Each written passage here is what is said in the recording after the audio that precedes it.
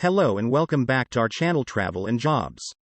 Rishi Sunak is aiming to reach an agreement with France to address the unprecedented number of channel crossings by asylum seekers, which could include new targets and bonuses, according to reports.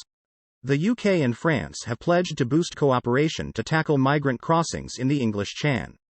In this video, we will discuss the following. The agreement between Britain and France aimed at reducing the number of asylum seekers immigrating to the UK. Details of the agreement and whether it has taken effect.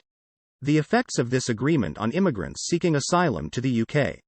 So make sure you watch this till the end, and don't forget to like, subscribe and turn on the notification icon to stay updated all UK immigration news and recent opportunities. Before we continue, please note that we are not an immigration agency and do not in any way provide immigration advice to anyone. Everything discussed here is based on our own personal research and analysis and hence disclaim any liability this may cause. Without further delay, let's begin. On Friday, Prime Minister Rishi Sunak spoke with President Emmanuel Macron for the first time since taking office. The channel crossing of migrants was the main topic of discussion, and the UK requested assistance from France. Since the year's commencement, more migrants than in the all of last year, which was already a record, have risked their lives to cross the English Channel on improvised boats. Up to 80% of these new immigrants, according to British authorities, are now Albanians. More than 117,000 cases remain unresolved in the British asylum system due to the surge. There are a lot of people who have been there for more than 30 days or who are sleeping on camping mats in the receiving centre, where migrants are meant to be processed for 24 hours after arrival. Conservative regimes have thought of everything, abandoning some concepts that were immoral or impossible to implement, such as using artificial waves to force boats out of British waters, imprisoning migrants on cruise ships, or banishing them to isolated islands. Since Brexit, the UK's Conservative administration has repeatedly pledged to reduce the number of migrants coming to the country from mainland Europe, often under extremely hazardous circumstances, with hundreds of lives already lost this year.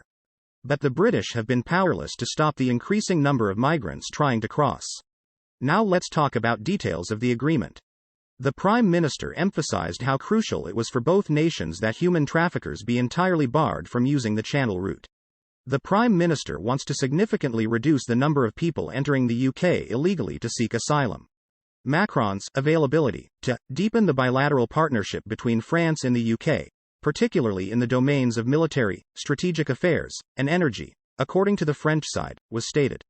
In order to effectively monitor the French shore and stop departures, the British government has already provided financial assistance to French authorities.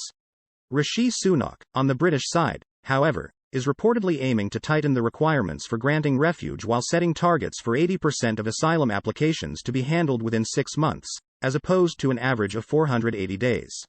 Sending illegally present asylum applicants to Rwanda was the most recent plan, introduced under Boris Johnson, but it has delayed while a legal examination is ongoing. To persuade the right flank of his party, Rishi Sunak has taken a strong line on immigration and advocated for refugee quotas. As Home Secretary, he chose the fiercely conservative Suella Braverman. The new UK administration has already adopted a more accommodative tone toward France than past administrations, which maintained a hard position with regard to migrant crossings. Robert Jenrick, the Secretary of Immigration, stated last week that he desired a more productive relationship with Paris, especially in order to collaborate with the Albanian government. According to his spokeswoman, Rishi Sunak acknowledged this shift in approach when he called Emmanuel Macron, emphasizing the importance of the relationship between the UK and France as a neighbor and ally, and that he was looking forward to a summit between the two nations the following year. Mr. Sunak supported Brexit in 2016, but Emmanuel Macron is fervently pro-Europe. The new Prime Minister has also hinted that he plans to move forward with some programs that the Elysée vehemently opposes. Sending asylum seekers to Rwanda is one of them, as is working on legislation that would let ministers veto some provisions of the post-Brexit agreement for Northern Ireland. Let's now examine how this deal would affect foreigners who seek refuge in the UK.